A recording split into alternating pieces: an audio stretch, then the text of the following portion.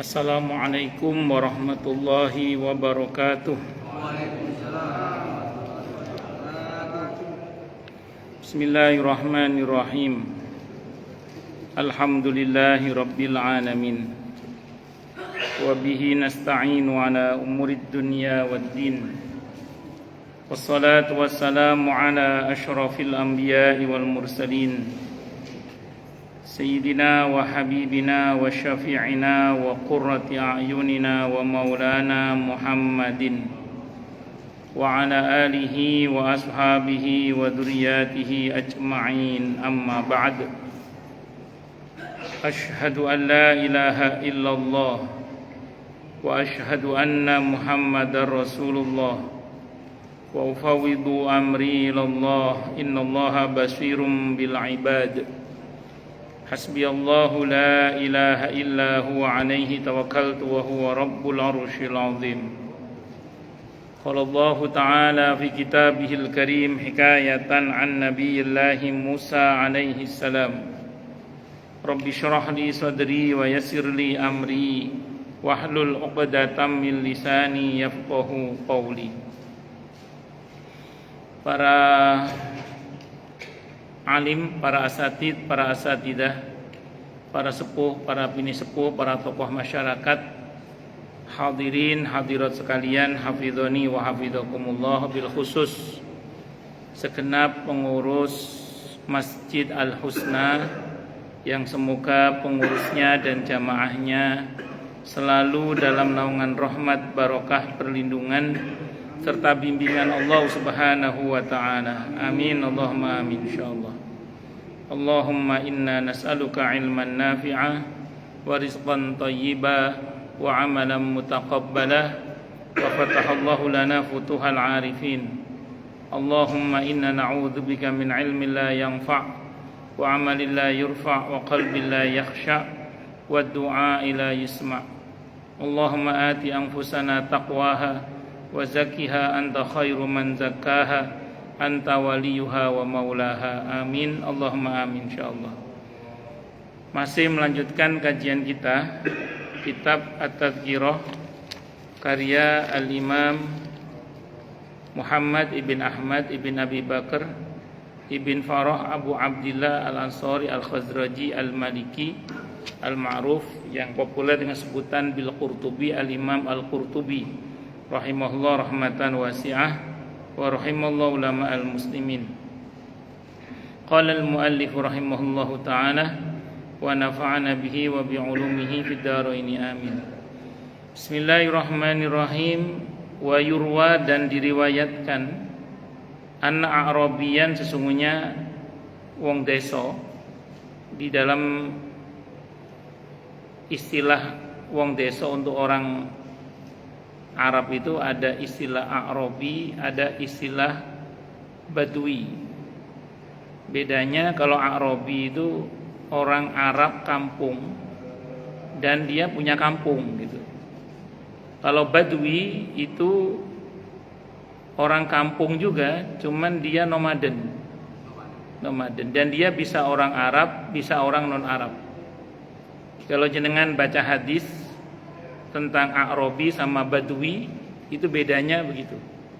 Jadi bedanya kalau A'rabi dia orang Arab kampung dan dia punya kampung. Kalau Badui itu orang kampung tapi tidak punya kampung, dia nomaden, pindah-pindah kampungnya. Terus dia bisa orang Arab, bisa orang non Arab. Kalau istilah Badui itu, ya terjemahan umumnya sama, orang kampung gitu. Karena adalah si A'rabi tadi yasiru, mengadakan perjalanan ala jamalin lahu, dengan mengendarai onta miliknya. Fakharral jamalu mayitan, tiba-tiba ontanya jatuh dan mati. Di tengah-tengah mengendarai onta itu tiba-tiba ontanya mati. Fanazzalal A'rabiyyu, maka turunlah wong desa tadi itu, anhu, dari ontanya tadi. Wa ja'ala yatufu bihi, dan dia pun mengelilingi ontanya itu sambil wa yatafakkaru fihi, sambil mikir apa yang terjadi pada ontanya ini. Wa yaqulu, dan dia berkata, malaka la taqum, Apa yang membuat kamu tidak bisa berdiri? Malaka la tamba'itsu, apa yang membuat kamu tidak bisa bangkit? Hadi a'dha'uka kamilatun, ini anggota tubuhmu sempurna, nggak ada yang kurang. Wa jawarihuka salimatun, dan anggota badanmu juga sehat. Kamu nggak sakit, ya nggak ada yang kurang dari anggota tubuhmu, tapi kok tiba-tiba mati? Ada apa ini? Masya'nuka, apa yang terjadi pada kamu? Ada apa denganmu? Malladzi kana yuhammiluka, apa yang telah membebani kamu kok sampai kamu roboh itu loh. Malladzi kana yub'itsuka, apa kiranya yang bisa membuat engkau bangkit. Malladzi sara'aka, dan apa pula yang membuat engkau jadi terkapar begini. Malladzi anil harokati mana'aka, apa yang telah mencegah kamu dari bergerak. Summa tarakahu, kemudian si Arabi tadi meninggalkan ontanya itu. Wan sorofa, dan berpaling atau pergi. Mutafakiran, dalam keadaan masih mikir-mikir fi sya'ni, tentang keadaan onta tadi itu. Muta'ajiban, karena merasa heran. Min amri, dari urusannya tadi itu. Jadi cerita ini menegaskan bahwa mati itu tidak harus sakit, gitu maksudnya. Berapa banyak orang yang sakit tidak mati-mati, malah yang sakit tidak mati-mati, malah yang nungguin itu mati bolak-balik. Jadi ada orang itu, kalau orang Jawa bilang jadi kembang amben. Jadi kembang amben itu di tempat tidur aja udah sakit. Yang nungguin satu mati, nanti ada lagi mati lagi. Yang nungguin itu bolak-balik mati. Ada jamaah saya di Villa Taman Kartini itu, suaminya itu sehat sekali, Masya Allah. Sampai umur 72 tahun itu boleh dikata tidak pernah sakit yang berat lah. Paling ya flu, ya kambangannya sehat lah orangnya itu, olahragawan, sukanya tenis ya. Nah, suatu saat dapat kabar istrinya sakit. Kaget mendengar istrinya sakit, dia yang sakit kemudian dan meninggal dunia. Jadi istrinya yang sakit, dia yang sehat awalnya, kaget mendengar istrinya sakit, dia yang sakit terus meninggal. Qadarullah. Jadi ya itu tadi, bahwa mati dan tidak matinya seseorang itu tidak ada hubungannya dengan sakit atau tidak sakit. Itu sangat erat hubungannya dengan ajal. Saya masih ingat itu saat pandemi itu, saya ada kajian keluarga dengan satu keluarga di daerah Kemang Pratama 3. Beliau ini, si tuan rumah ini, istrinya dinyatakan jantungnya tinggal 35%. Kemampuan kerjanya tinggal berapa? 35%. Sehingga oleh dokter dipasang baterai. Saya nggak tahu berapa apa itu di ilmu kedokteran, saya nggak paham. Yang jelas itu katanya harganya hampir seharga Avanza atau apa itu katanya. Nah, artinya jantung beliau sudah tinggal 30% efektif bekerjanya, dibantu dengan alat itu. Saat itu pengajian keluarga yang sehat banyak saat itu, yang sehat banyak, yang sakit ya yang tuan rumah itu justru. Saat pandemi kemarin, pengajian dari sebelum pandemi ya, saat pandemi kemarin, itu yang sehat-sehat pada meninggal, sementara yang sakit sampai sekarang alhamdulillah Masya Allah masih sehat. Artinya ya tadi, gak ada hubungannya dengan sakit atau tidak sakit. Makanya kita ini gak boleh sombong, hanya gara-gara masih sehat, masih magrong-magrong, gagah, terus rumongso, masih lama, tidak bisa begitu. Allahu Akbar. Saya masih ingat zaman Pak Harto dulu, ada seorang dokter di Madiun dinyatakan sebagai dokter tersehat di seluruh Indonesia. Begitu selesai diberi anugerah oleh Pak Harto, pulang. Begitu pulang, besoknya meninggal dunia setelah dinobatkan menjadi dokter tersehat di seluruh Indonesia oleh Pak Harto. Jadi memang saya ulang tadi, mati ini nggak ada hubungannya dengan sakit, nggak ada hubungannya dengan sakit. Mati ini murni hubungannya dengan ajal. Orang kalau udah ajalnya tiba, mbuh yo apa ceritane kudu mati ngono wis. Karena likulli ummatin ajal, fa idza jaa ajaluhum la yastakhiruna sa'atan wa la yastaqdimun. Dan bagi setiap umat itu ada ajalnya. Maka apabila telah tiba ajalnya, tidak bisa dinegosiasikan untuk dimajukan ataupun dimundurkan walaupun cuman sesaat. Makanya dalam Islam kita ini tidak diajarkan takut mati. Karena sebetapapun kita takut mati, kalau waktunya mati, mati. Kita dalam Islam juga tidak diajarkan mencari-cari mati. Karena sebetapapun kita berusaha untuk mati, kalau belum waktunya mati, tidak akan mati. Yang diajarkan dalam Islam adalah persiapan untuk menghadapi mati. Jadi yang diajarkan dalam Islam bukan takut mati, bukan mencari mati, tapi persiapan untuk menghadapi mati. Itu yang prinsip itu. Sekedar mengingatkan, ini pernah saya sampaikan di sini untuk mengingatkan saja, kalau kita bicara persiapan dalam menghadapi kematian, maka persiapkanlah untuk menghadapi seburuk-buruknya keadaan. Tapi kalau kita bicara harapan, berharaplah sebaik-baiknya keadaan. Saya ulang ya, perihal kematian, kalau kita bicara persiapan, persiapkanlah untuk menghadapi seburuk-buruknya keadaan. Tapi kalau kita bicara harapan, berharaplah sebaik-baiknya keadaan. Prinsipnya begini, ini prinsipnya. Kalau kita bicara persiapan dulu ya. Kalau kita mau umroh, mau haji atau mau umroh gitu ya. Biasanya pihak travel ngasih tahu, nanti di sana musim dingin atau musim panas, suruh bawa apa saja, gitu ya. Kalau itu kita perhatikan betul, artinya kita mengantisipasi seburuk-buruknya keadaan. Begitu kita jalan ke Mekah atau ke Madinah, ternyata tidak seburuk yang diberitakan, oke, tidak ada masalah. Yang penting kita sudah persiapan. Kalau ternyata seburuk yang diberitakan, kita juga sudah siap. Kenapa? Karena kita sudah mengantisipasi dengan persiapan untuk menghadapi seburuk-buruknya keadaan. Tapi kalau kita meremehkan persiapan dengan mengatakan, oh gampang nanti beli di sana, oh gampang beli di sana nanti, meremehkan persiapan. Oke, begitu sampai sana ternyata tidak seburuk yang diberitakan, tidak ada masalah. Kalau seburuk yang diberitakan, pasti kerepotan. Dan ya kalau yang dibeli itu ada, kalau pas nggak ada gimana? Tokonya tutup misalnya atau barangnya nggak ada, bisa saja kan? Nah, makanya daripada mending kalau kita bicara persiapan, persiapanlah untuk menghadapi seburuk-buruknya keadaan. Kematian kiranya seperti itu. Jangan bayangkan kita mati ini dalam keadaan sebagai seorang muslim. Bayangkan saja kita ada potensi mati dalam keadaan kafir. Nauzubillah min syarri dzalik. Terus gimana dong Ustaz? Maka jangan meremehkan doa ya muqallibal qulub, tsabbit qalbi ala dinik. Wahai Allah yang Maha membolak-balikan hati, tetapkanlah hatiku dalam agamamu. Jangan remehkan doa Rabbana la tuzigh qulubana ba'da idh hadaitana wa hab lana min ladunka rahmah innaka antal wahhab. Jangan meremehkan doa, mohon agar diberi ketetapan iman dan Islam. Jangan meremehkan doa itu. Terus yang kedua, jangan meremehkan sholat 5 waktu pada waktunya. Kata Abdullah bin Mas'ud radhiyallahu anhu, kalau orang itu ingin mati sebagai seorang muslim yang husnul khatimah, maka hendaklah dia sholat pada waktunya. Itu diantaranya. Itu mempersiapkan untuk menghadapi seburuk-buruknya keadaan namanya itu. Jangan bayangkan kita mati sudah bertobat. Bayangkan saja kita mati belum tobat gitu aja. Bayangkan aja kita mati belum tobat. Terus mumpung masih hidup, ayo segera tobat.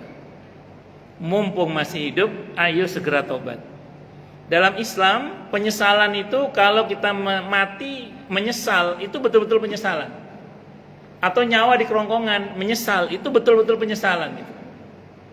Sehingga dikatakan dalam surah Al-Munafiqun ayat 10 itu, laula akhartani ila ajalin qarib fa asaddaqa wa akum minas salihin. Ya Allah, andaikan kematian saya ditunda sebentar saja, saya mau sedekah dan menjadi hamba-Mu yang saleh. Tapi ayat 11-nya Allah tolak itu.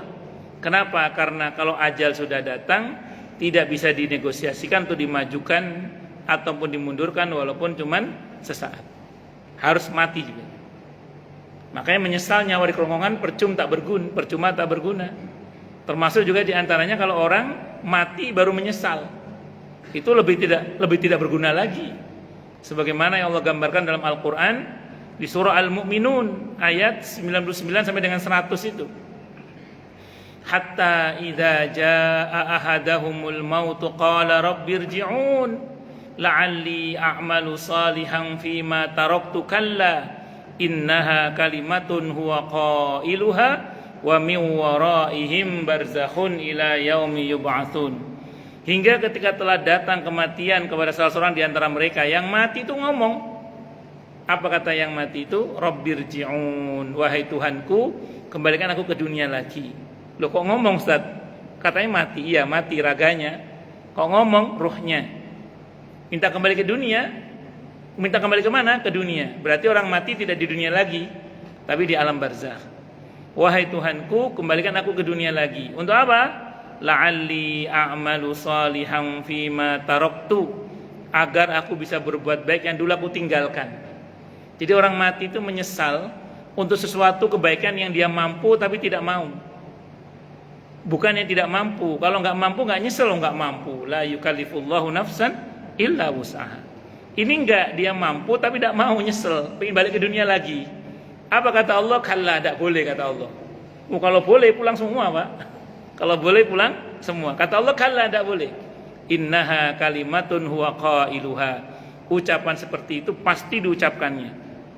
Tapi percuma tak berguna. Penyesalan selamat itu percuma gitu loh. Wa mi waraihim barzakh, dan di hadapan mereka, wara bermakna amam, dan di hadapan mereka ada barzakh, dinding yang kokoh, hingga pada hari di mana mereka dibangkitkan kembali oleh Allah Subhanahu wa taala. Dengan kata lain apa? Dengan kata lain, seseorang itu kalau mau menyesal sekarang mumpung masih hidup, setua apapun kalau menyesal namanya sadar. Saya ulang setua apapun kalau menyesal namanya apa? Sadar.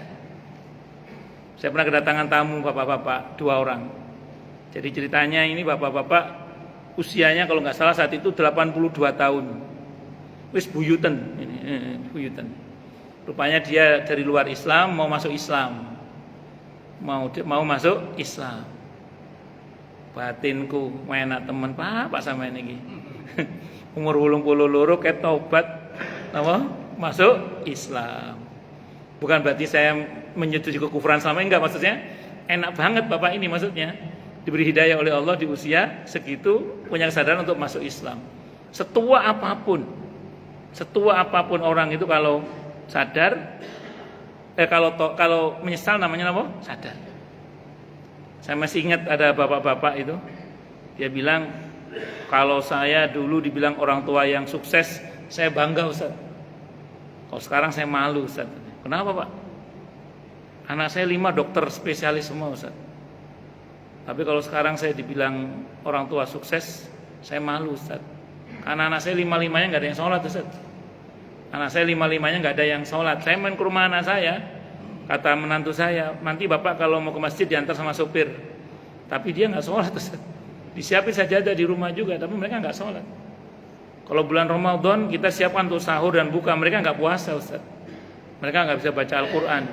Kok bisa gitu Pak? Apa kata Bapak itu? Saya baru tobat umur 70 tahun Ustaz. Saya baru tobat umur berapa? 70 tahun. Oh belum terlambat Pak. Loh kok belum terlambat gimana Ustaz? Ya karena Bapak masih hidup. Karena Bapak masih hidup. Belum terlambat, Bapak masih hidup. Nah, sekarang dicoba, diusahakan aja. Kita kan tidak wajib berhasil, tapi kita harus berusaha. Nah itu taubat. Jangan bayangkan kita mati sedang dalam keadaan beribadah atau beramal yang soleh. Bayangkan saja bahwa kita ini ada potensi mati sedang maksiat kepada Allah. Na'udzubillah min syarri dzalik. Gimana dong Ustaz? Mumpung masih hidup, lagi-lagi mumpung kita masih hidup. Teorinya kan umumnya orang itu mata ala ma'asya. Umumnya orang itu mati seperti kebiasaannya dia hidup. Umumnya itu orang mati dalam kebiasaannya di mana dia hidup. Maka mumpung kita masih hidup, monggo miliki kebiasaan yang baik, agar Allah pilihkan untuk kita wafat dalam kebiasaan yang baik yang Allah ridhoi itu. Satu saat ada orang yang meninggal di masjid dalam keadaan sujud. Orang pada bilang, ini berkat doa ibunya Ustaz. Umurnya 74 tahun. Ini meninggal berkat doa ibunya Ustaz. Saya mikir ibu umur piro, anak umur 74 iki. Ibunya udah meninggal Ustaz, udah meninggal. Ini orang Ustaz 2 sampai umur 64 tahun Ustaz. Ibunya mendoakan dia jadi anak yang baik sampai ibunya meninggal masih dablek anak ini.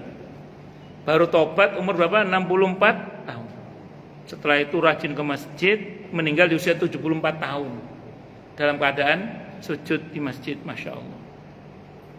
Semoga kita semua husnul khatimah ya, amin. Syahid di jalan Allah, amin. Allahumma amin insyaallah.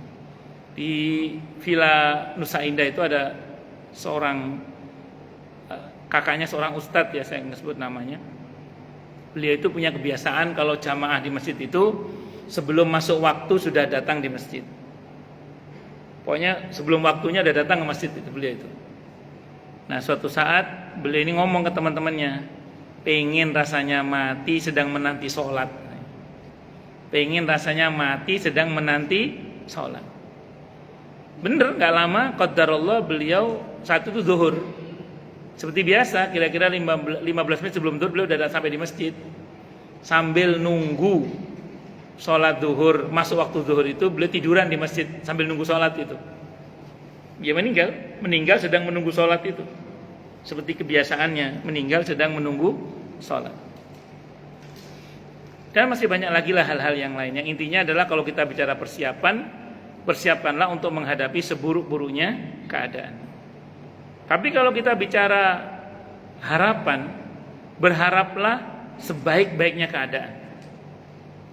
Kita mohon kepada Allah taubatan qoblal maut, dirahmati saat maut, diampuni setelah mati, kemudian dan diringankan saat menghadapi sakaratul maut. Pokoknya kita mohon yang baik-baik lah, wafat husnul khatimah, syahid di jalan Allah, minta yang baik-baik. Apa kaitannya Ustadz hubungan antara harapan dan keselamatan kita saat kematian itu? Ada sebuah hadis riwayat At-Tirmidzi, hadisnya hasan gharib. Saat itu Nabi mendatangi sahabatnya yang masih muda sebenarnya, tapi sedang mengalami sakaratul maut. Nabi bertanya kepada anak muda itu, apa yang kamu rasakan saat ini? Kata anak muda itu, berkecamuk ya Rasulullah antara rasa harap dan rasa takut kepada Allah. Kata Nabi, aukamaqal, tidaklah bergabung dalam hati seorang hamba yang mukmin rasa harap dan rasa takut kepada Allah, kecuali Allah akan dalam keadaan yang menegakkan seperti ini, kecuali Allah akan berikan kepadanya apa yang dia harapkan, dan Allah akan selamatkan dia dari apa yang dia takutkan. Hadisnya dari At-Tirmidzi, hadisnya hasan gharib kata Imam At-Tirmidzi. Jadi non saya fakta di lapangan semua kita pasti punya ketakutan ya. Fakta kita semua pasti punya ketakutan, termasuk takut mati dalam keadaan kafir, takut masuk neraka, takut macam-macam lah namanya, kita pasti punya ketakutan. Kalau ketakutan itu dibiarkan sebagai ketakutan, ngerinya dia akan menjelma menjadi suudzon, buruk sangka kepada Allah. Maka supaya tidak menjelma jadi suudzon kepada Allah, maka segera susul dengan harapan. Semakin menguat ketakutan dan semakin menguat harapan. Semakin menguat ketakutan, semakin menguat harapan. Takut dosa, perkuat harapan akan ampunan Allah. Takut masuk neraka, perkuat harapan akan dimasukkan surganya Allah. Takut adab, perkuat harapan akan ampunan dan rahmat Allah. Pokoknya semakin menguat ketakutan atau semakin menguat harapan. Prinsipnya, yang akan menetralisir atau mengeliminir ketakutan itu adalah harapan itu. Jadi Allah akan berikan kepadanya apa yang dia harapkan, dan Allah akan selamatkan dia dari apa yang dia takutkan. Itu prinsipnya begitu. Jadi perkuat harapan, jangan biarkan larut dalam ketakutan. Bisa dimengerti ya? Nah itu diantaranya itu. Nah, jadi balik lagi ke tadi, mati itu nggak ada hubungannya dengan sakit. Orang sehat pun bisa mati. Makanya harus persiapan. Nggak usah takut mati, nggak usah mencari-cari mati. Persiapan saja untuk menghadapi mati. Tadi rumusnya, kalau kita bicara persiapanlah untuk menghadapi seburuk-buruknya keadaan. Tapi kalau kita bicara harapan, berharaplah sebaik-baiknya keadaan. Warawa At-Tirmidzi, dan meriwayatkan sama Imam At-Tirmidzi Al-Hakim, namanya Abu Abdillah fi Nawadirul Usul, dalam kitab Nawadirul Usul. Haddatsana Qutaibatu, telah menceritakan kepada kami siapa Qutaibah Ibn Sa'id wal Khatib ibn Salim, dan Khatib ibn Salim. Jadi Qutaibah bin Sa'id dan wal Khatib ibn Salim. An Abdul Aziz, dari Abdul Aziz Al-Majishun. An Muhammad, dari Muhammad ibn Al-Munkadir. Qala, beliau berkata, Mata ibnun li Adama alaihi salam, telah wafat salah seorang dari putra Nabi Adam alaihissalam. Kalau di Al-Quran ceritanya Qabil dan Habil. Yang meninggal siapa? Habil. Faqala, maka berkata siapa Nabi Adam alaihissalam, ya Hawwa'u, wahai Hawa, ibu Hawa ya, qad mata ibnuka, sungguh telah mati anak lelakimu.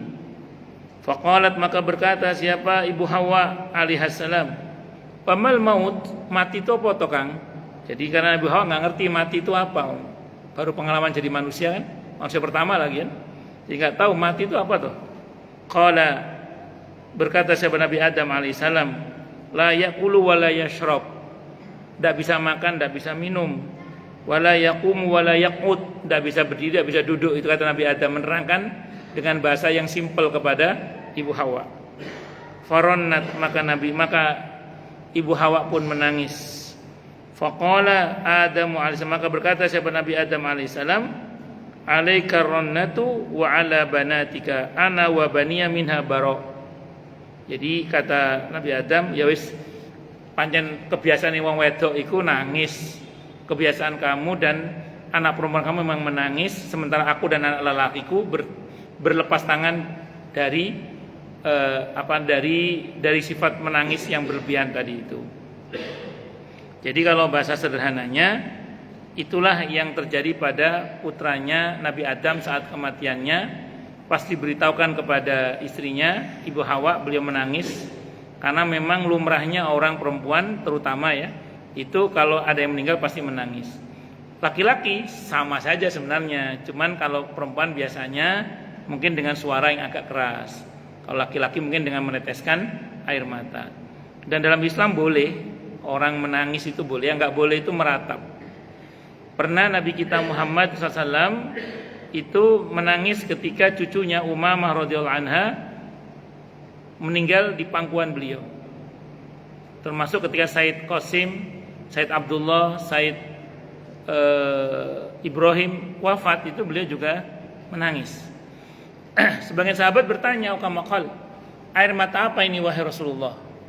Mungkin pemahaman sahabat saat itu dianggap kalau sabar itu nggak nangis. Kata Nabi, ini air mata kasih sayang. Man lam yarham lam yurham. Siapa yang tidak punya rasa kasih sayang, dia tidak akan disayang oleh Allah. Nah, makanya bersyukurlah pada Allah bagi siapapun yang di hatinya punya rasa kasih sayang, sehingga kalau ada yang meninggal menangis itu hal yang wajar. Yang nggak boleh itu meratap. Meratap itu intinya satu, tidak ridho dengan takdir Allah. Itu meratap namanya. Dan kita tidak boleh meratap. Nangis boleh, meratap tidak boleh. Berikutnya, waruwiya an Sahl bin Abdillah, ceritakan dari Sahal ibn Abdillah At-Tusturi, annau, sungguhnya beliau qala berkata, la yatamanna ahadukumul mauta, la yatamanna, tidaklah berharap siapa ahadukum, salah seorang di antara kalian, al mauta, kematian, illa salah satun, kecuali tiga orang saja. Jadi biasanya orang yang berharap mati itu tiga model orang ini, kata Sahal ibn Abdul Aziz At-Tusturi rahimahullah. Siapa saja itu tiga orang itu? Yang pertama, rojulun, izin minum dulu nggih.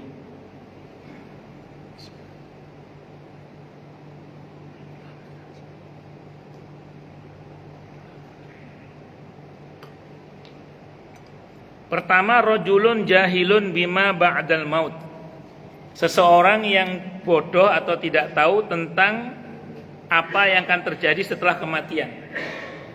Jadi dipikirnya kalau mati selesai gitu loh, dipikirnya.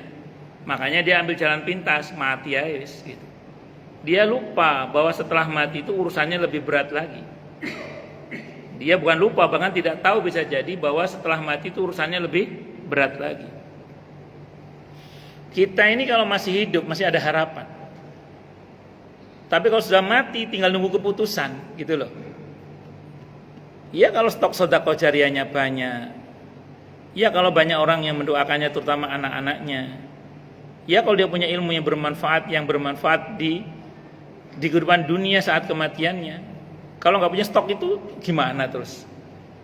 Makanya kebanyakan orang yang bunuh diri itu karena dia tidak mengerti apa yang akan terjadi setelah kematian. Dipikirnya kalau sudah mati selesai. Saya ulang, padahal kalau kita masih hidup, istighfar kita masih punya fungsi. Di samping mendatangkan ampunan dari Allah, mendatangkan solusi insya Allah dengan izin Allah. Saya teringat ada jamaah saya, beliau cerita sama saya gini, saya itu pernah punya masalah Ustadz, yang masalah saya itu risikonya mati pokoknya, dia bilang gitu. Beliau tidak mendetilkan masalahnya, cuman beliau risikonya mati Ustadz. Tak tergambar solusinya Ustadz, tak tergambar solusinya, nggak tergambar solusinya pokoknya. Akhirnya beliau tobat. Begitu tobat, dengan izin Allah menganga itu jalan keluar dengan izin Allah dari arah yang tidak beliau duga. Ya akhirnya masya Allah hingga sekarang beliau masih hidup, masya Allah, alhamdulillah, masya Allah. Jadi yang tadinya sudah tak tergambar solusinya, begitu tobat dengan sungguh-sungguh beliau beristighfar minta ampun, tergambar solusinya. Orang kalau masih hidup sedekahnya masih punya fungsi yang akan mendatangkan pertolongan Allah.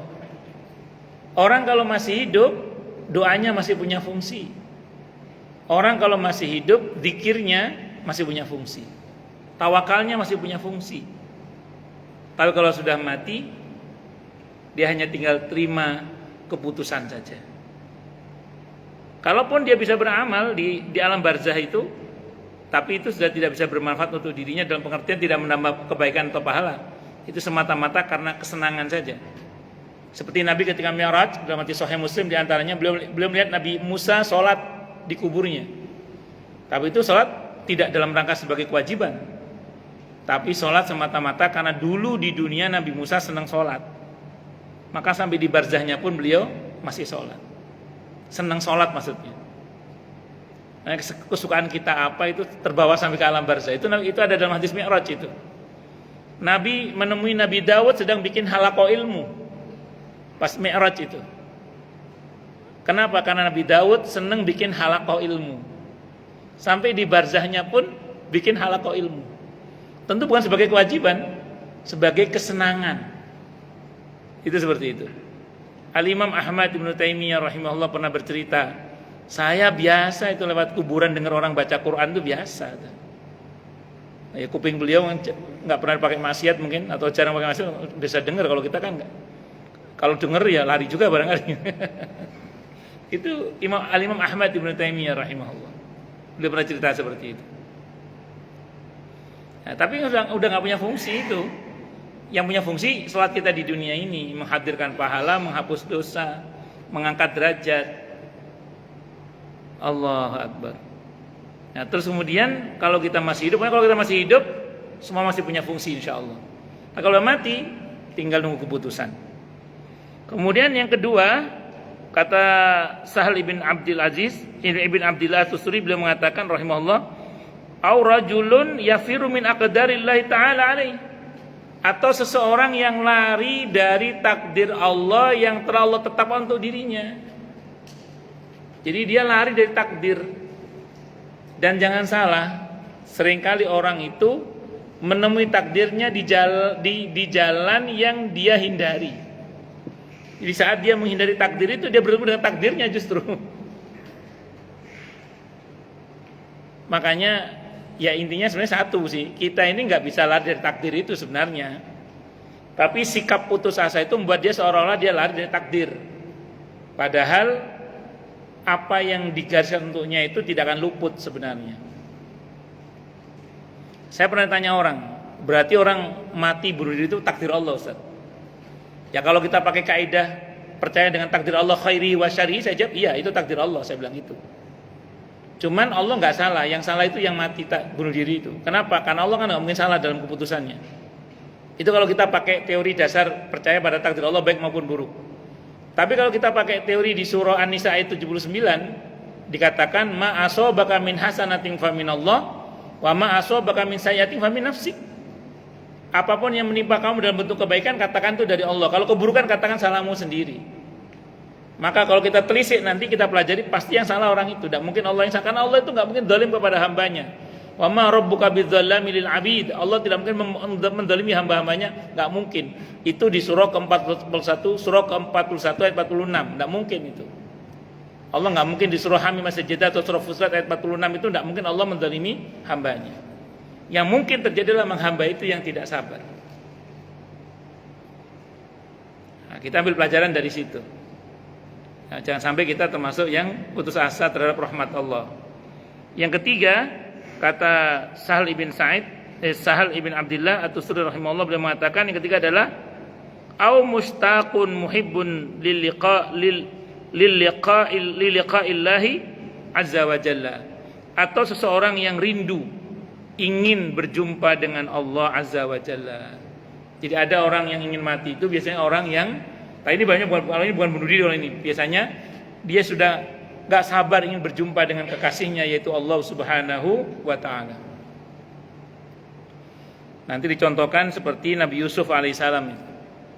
Nabi Yusuf itu pernah berdoa kepada Allah, tawafani muslimah walhiqni bisalihin.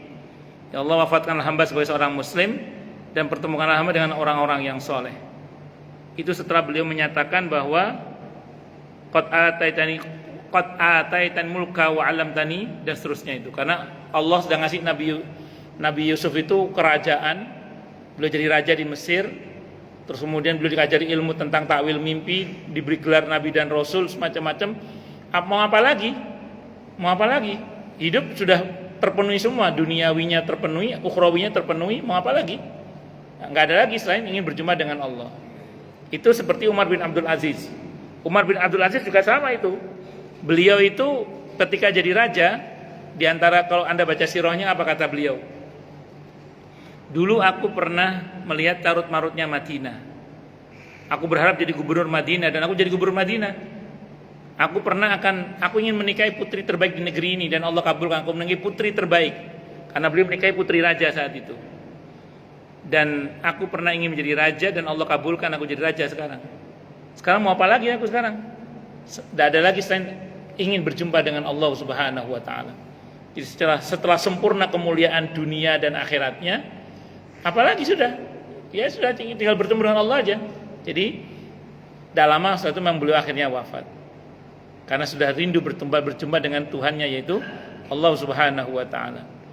Termasuk Nabi kita Muhammad SAW. Kalau kita baca dalam Tarikh Ibnu Hisham itu diantaranya diceritakan, Aukamakal Nabi itu ketika menjelang menghadap kepada Allah, perintah Allah kepada malaikat maut, kalau Muhammad tidak mau mati, kamu pulang. Kalau Muhammad tidak mau mati, kamu balik. Jangan teruskan cabut nyawanya. Dan apa yang terjadi? Nabi bersabda kepada putrinya Siti Fatimah radhiyallahu anha, kalau bahasa kita, "Nduk, aku sayang banget sama kamu, tapi aku rindu berjumpa dengan kekasihku Allah." Maka Nabi pilih menghadap kepada Allah, berjumpa dengan Ar-Rafiqil A'la, berjumpa dengan Allah yang maha tinggi. Nah, dan memang bagi orang yang rindu berjumpa dengan Allah, kematian bukanlah hal yang menakutkan. Makanya kita berdoa pada Allah, semoga Allah wafatkan kita dalam keadaan kita sedang cinta-cintanya kepada Allah. Amin. Allahumma amin insyaallah. Karena kematian itu tidaklah menakutkan bagi siapapun yang cinta dan ingin berjumpa dengan kekasihnya yaitu Allah Subhanahu wa ta'ala. Dan cinta ini enggak bisa dibuat-buat. Ini murni anugerah dari Allah Subhanahu wa ta'ala yang sepatutnya kita mohon sebagaimana Nabi meminta cinta itu. Allahumma inni as'aluka hubbaka wa hubba may yuhibbuka dan seterusnya itu. Kita mohon agar kita ini dianugerahi cinta kepada Allah dan cinta Allah untuk kita dan mencintai orang-orang yang mencintai Allah dan begitu seterusnya. Itu diantara doa yang patut untuk kita munajatkan kepada Allah. Semoga ya Allah anugerahkan dalam hati kita rasa cinta yang amat sangat dalam kepada Allah dan Rasulnya Muhammad SAW, sehingga kematian itu tidak menakutkan bagi kita karena cinta dan rindu kita yang amat sangat dalam kepada Allah dan Rasulnya Muhammad sallallahu alaihi wasallam. Amin. Allahumma amin insyaallah. Mudah-mudahan. Waruya dan diriwayatkan anna malakal mauti, sungguhnya malaikat maut alaihi salam, jaa ila Ibrahim alaihi salam, datang kepada Nabi Ibrahim alaihi salam, Khalilir Rahman, yang menjadi kekasihnya Allah yang Maha Rahman azza wa jalla, liyaqbidha ruhahu, untuk mencabut ruhnya Nabi Ibrahim alaihi salam. Faqala Ibrahim, maka berkata siapa Ibrahim, Nabi Ibrahim alaihi salam, Ya malakal maut, wahai malaikat maut, hal ra'aita khalilan yaqbidu ruha khalilihi. Apa kamu pernah tahu ada seorang kekasih tega mencabut nyawa kekasihnya? Kata Nabi Ibrahim alaihissalam. Fa'araja malakul maut, maka malaikat maut naik lagi menghadap kepada Allah alaihissalam. Malaikat maut alaihissalam naik lagi menghadap kepada Allah, menghadap ila Rabbi, kepada Tuhannya itu Allah. Faqala, maka berfirman siapa Allah?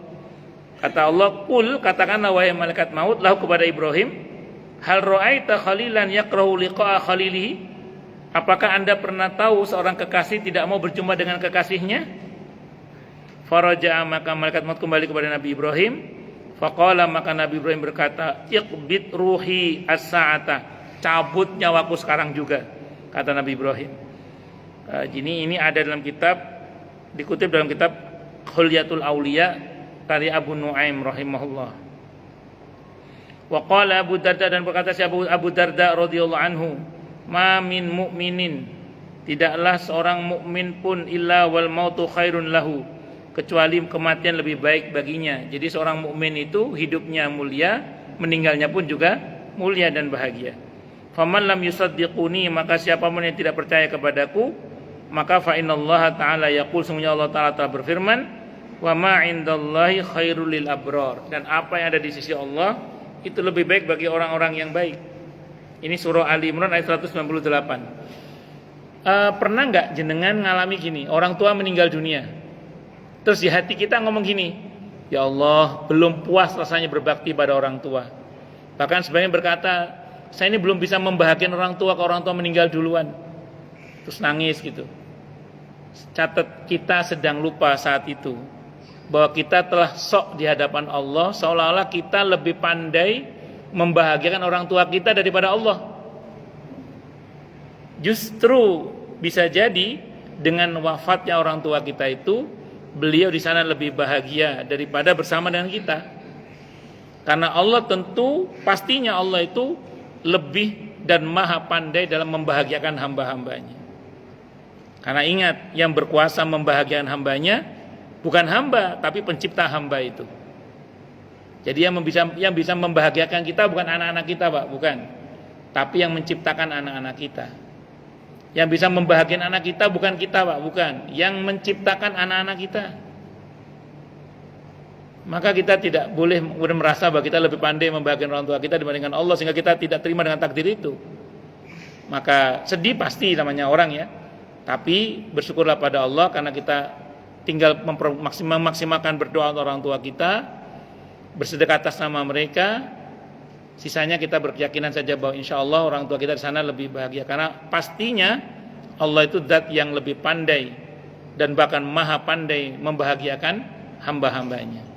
Biasanya kalau udah mikir gitu agak lebih tenang biasanya, karena kita punya keyakinan di sana insya Allah orang tua kita lebih bahagia dibandingkan kalau bersama dengan kita. Bisa dimengerti ya? Nah, itu seperti itu. Wala yahsabanna alladziina kafaru annama numli lahum khairul li anfusihim. Jangan sekali-kali mengira orang-orang yang kafir itu bahwasanya ketika kami menangguhkan untuk mereka kematian itu lebih baik bagi mereka. Sebaliknya, bagi orang-orang yang kafir ada beberapa yang mereka ditangguhkan oleh Allah enggak mati-mati. Mungkin kita sering dengar ya, ada orang atau pernah lihat ada orang baik kok cepat matinya. Ini orang jahat kok enggak mati-mati.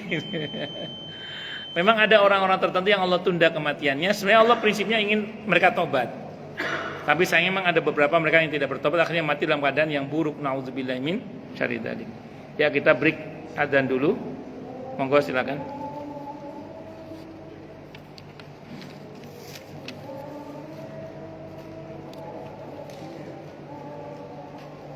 Monggo.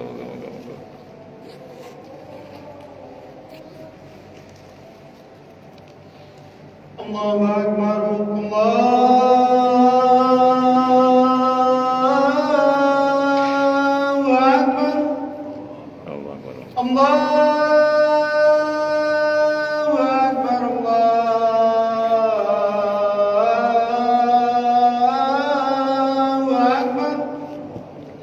Asyhadu an la ilaha illallah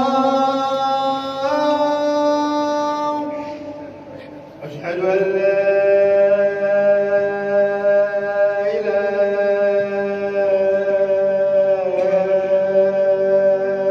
إلا الله أشهد أن محمدا رسول الله أشهد أن محمدا رسول الله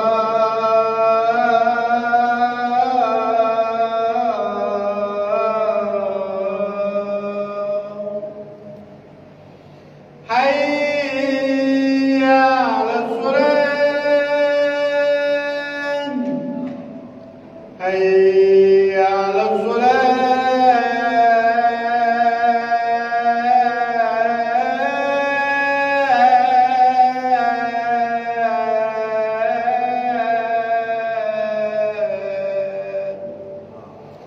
حي على الفلاح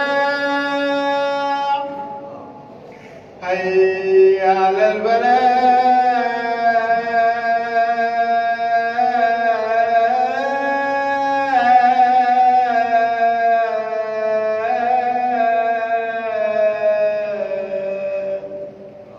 الله أكبر الله أكبر لا إله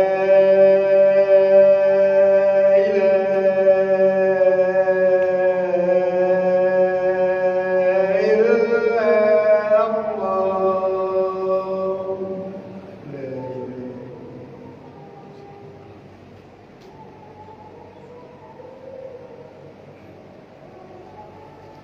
Oke, monggo silakan yang mau tanya, protes, marah boleh silakan.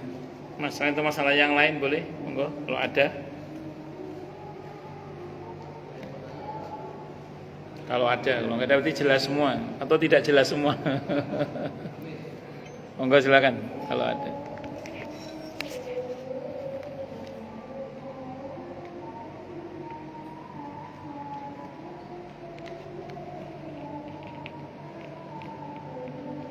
Oh, jelas semua nggih.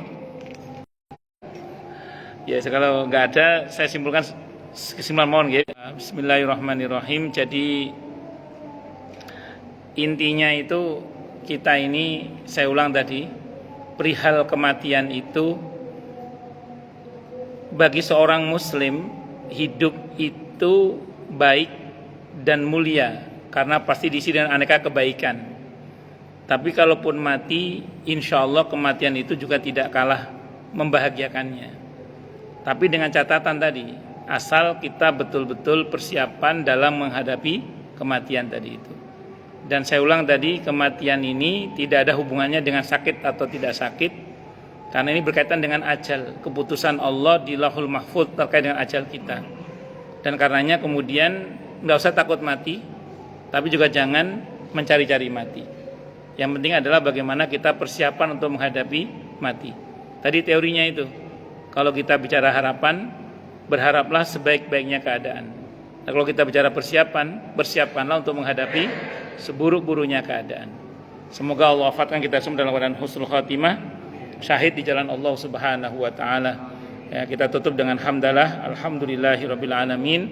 Semoga kajian kita bisa bermanfaat, mubarakah fid dini wad dunya wal akhirah, untuk kita, keluarga kita, dan seluruh umat Islam semuanya. Dan mudah-mudahan kita semua dijadikan oleh Allah sebagai orang-orang yang sukses dunia akhirat, selamat dunia akhirat, bahagia dunia akhirat, dan dipermudah setiap urusan kita oleh Allah fid dini wad dunya wal akhirah. Semoga Allah limpahkan hidayah selalu untuk kita, semoga Allah tingkatkan selalu hidayah untuk kita, dan semoga Allah berikan hidayah untuk siapapun yang melihat kita. Subhanakallahumma bihamdika asyhadu an la ilaha illa anta astaghfiruka wa atubu ilaik. Sallallahu alaihi Muhammad wa alihi wasallam. Saya mohon maaf. Wassalamualaikum warahmatullahi wabarakatuh.